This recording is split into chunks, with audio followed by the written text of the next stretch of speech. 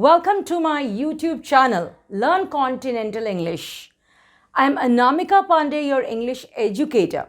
Now, आज हम another tricky and confusing prepositions करने जा रहे हैं, that is by and with.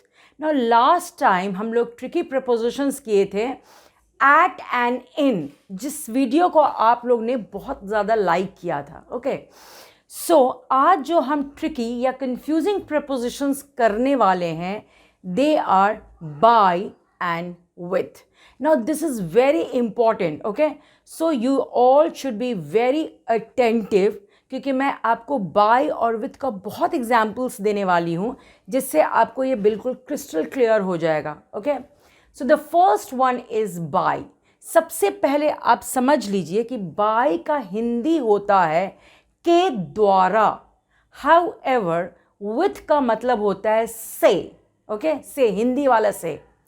Now bye का अदर यूजेस भी है, विथ का अदर यूजेस भी है, बट हम यहाँ बाय और विथ को कंपेयर करके पढ़ेंगे, राइट, जिसमें जनरली आप मिस्टेक्स करते हो. सो रिमेंबर, बाय का हिंदी क्या हो गया? के द्वारा, और विथ का मतलब हो गया से. ना जब भी हम बाय का यूज़ करेंगे ना तो आप हमेशा कोई लिविंग बीइंग जिसमें जान है उसके लिए यूज़ करोगे. और विथ जो यूज़ है ना, विथ का मतलब हो गया से, बट ये जनरली हम लोग यूज़ करते हैं टूल्स और इंस्ट्रूमेंट्स के साथ जिसका हिंदी होता है औजार या उपकरण, राइट.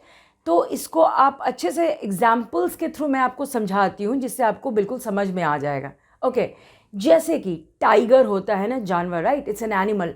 नाउ हम कैसे बोल सकते हैं? The tiger was killed by the Hunter.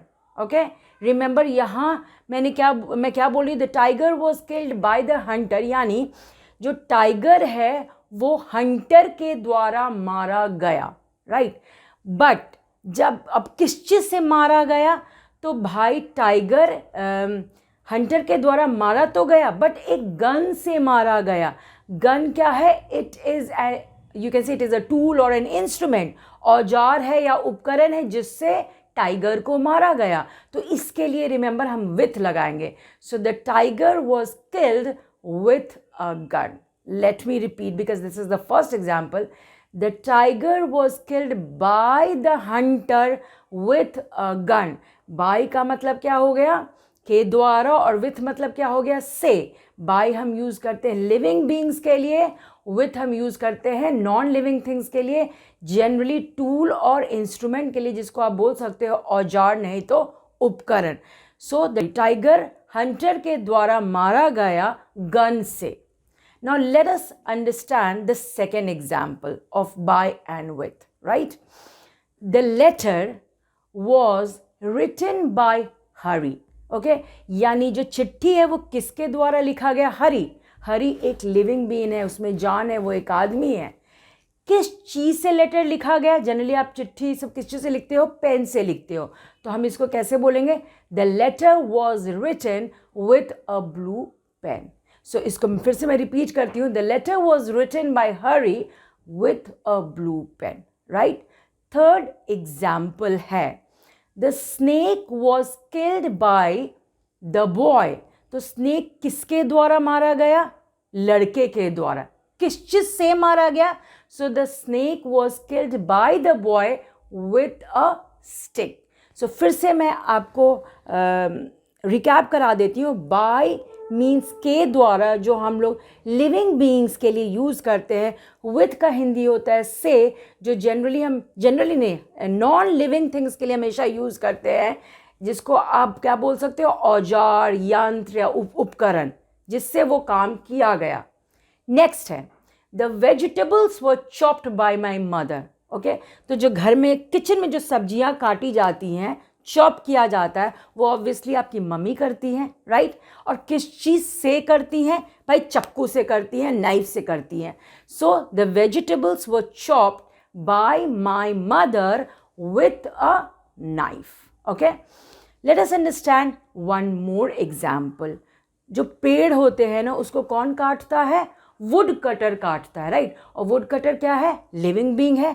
किस चीज़ से काटता है? कुल्हाड़ी से काटता है, एक्स से काटता है। एक्स का हिंदी क्या होता है? कुल्हाड़ी। तो हम क्या बोल सकते हैं? The tree was cut by the wood cutter with an x, right. So I hope इतना तो आपको समझ में आ गया होगा कि बाय का मतलब होता है के द्वारा और विथ का मतलब होता है से। By is use for living things, living beings. With is use for tools and instrument, non living things. औजार, यंत्र, उपकरण के लिए हम यूज करते हैं। Let us understand one more example. The man was killed by his enemies, right. Now जो man है वो एनिमीज के द्वारा मारा गया। भाई किस चीज से मारा गया? The man was killed with a sharp knife. So आप देख सकते हो अगेन, एनिमी जो है, जो शत्रु है, राइट, वो एक लिविंग बीइंग है। और शार्प नाइफ क्या है? It's a non living thing, जिसको हम क्या बोलेंगे? टूल और इंस्ट्रूमेंट, औजार नहीं तो उपकरण। So I think it must be crystal clear to you. So I hope आपको जितने भी मैं ट्रिकी और कंफ्यूजिंग प्रपोजिशंस बता रही हूँ, जैसे कि एट और in related to time, by and with, in and into, on and upon, और भी मैं बहुत सारा आपको ट्रिकी और कंफ्यूजिंग प्रपोजिशंस बताने वाली हूँ आपको आगे के वीडियोस में। सो आप हमारे साथ बने रहिए। इंग्लिश धीरे धीरे आपके लिए बहुत इजी हो जाएगा। जितना अभी आप इसको टफ समझते हो, वेदर इट इज़ ग्रामर और स्पोकन, ये जैसे जैसे आप वीडियोस को देखते जाओगे, डे बाय डे आप खुद में अपने में इम्प्रूवमेंट देखोगे। So for more information like this, please like, subscribe and share my channel, Learn Continental English. Let's learn, connect and enjoy together. Thank you.